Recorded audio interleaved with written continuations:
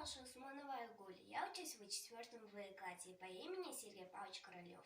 Я сегодня расскажу мой пропавший узор. Был один Светя, один бабочка, у нее были красивые крылья и узор. Она не работала весь день, она танцевала, красуя своими крыльями.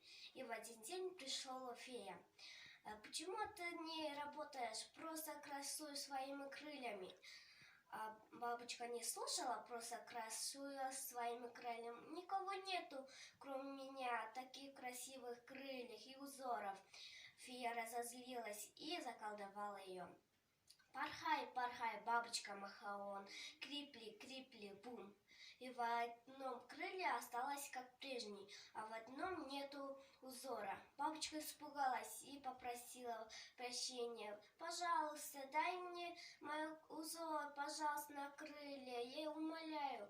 Но фея сказала: у тебя есть один шанс, ты должна 7 вещей найти, которые тебе похожи на крылья. Она пошла в путь. И наступило утро. Она была в путь и увидела солнце. Она ярко светила. И она сказала, кричала: это же солнце, солнце, я нашла. И опять пошла в путь. Там лист дерева упала вниз. Бабочка на голову.